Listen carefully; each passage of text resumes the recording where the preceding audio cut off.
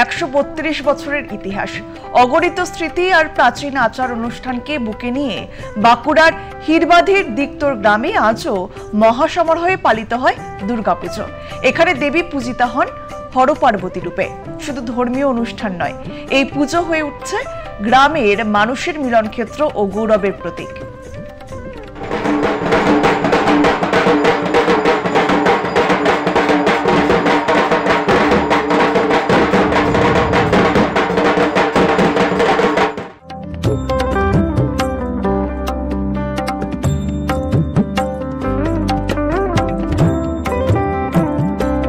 বাঁকুড়ার হিরবাদ ব্লকের দিকতর গ্রামে দুর্গাপুজো মানেই শতাব্দী প্রাচীন ঐতিহ্যের পুনর্জাগরণ।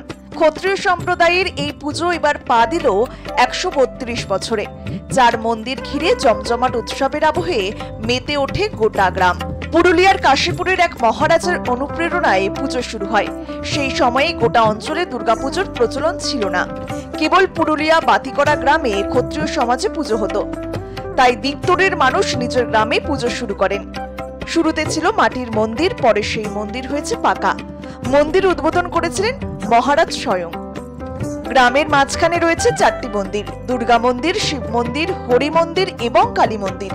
বর্তমানে 140টি রায় পরিবার বাস করে দিকতরে। পুজোর 4 দিন প্রতিটি পরিবারই ব্যস্ত থাকে অতিথি আপ্যায়ন ও নানা আয়োজনে। পুজোর ব্যয়ভার বহন হয় দেবীর 20 বিঘা সম্পত্তি থেকে।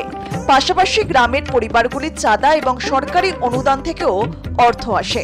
পুজোর অন্যতম বিশেষত্ব হলো ছাগ বলি। সপ্তমীর দিন শুরু হয় বলি, আর নবমীতে হয় প্রায় 60 থেকে 70টি ছাগ বলি।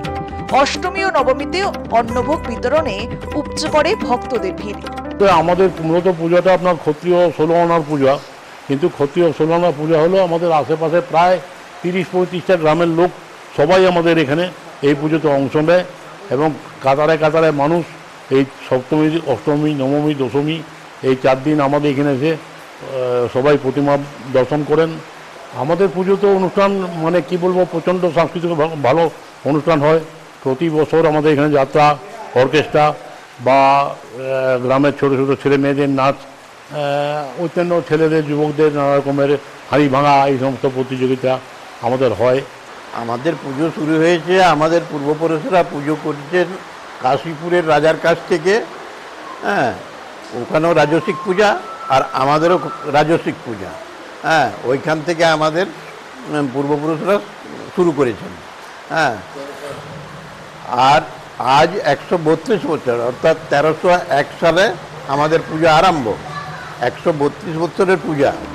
পুজোর দিনগুলিতে দিকতর গ্রাম যেন মিলন মেলায় পরিণত হয়। গ্রাম ছেড়ে বাইরে থাকা মানুষও ফিরে আসেন এই আনন্দে সামিল হতে। আশেপাশের গ্রাম থেকেও হাজারো মানুষ আসেন পুজো দেখতে। দশমীর বর্ণাঢ্য শোভাযাত্রা, ঢাকের তালে, আলো আর উচ্ছ্বাসের আবহে পুজোর সবচেয়ে বড় আকর্ষণ হয়ে ওঠে। এবারও থাকছে সাংস্কৃতিক অনুষ্ঠান, অর্কেস্ট্রা এবং যাত্রাপালা। শতবর্ষ পেরিয়ে আজও দিকতরের দুর্গাপুজো শুধুমাত্র ধর্মীয় অনুষ্ঠান নয়, এটি গ্রামীণ সমাজকে এক সূত্রে বাঁধার এক অনন্য উৎসব।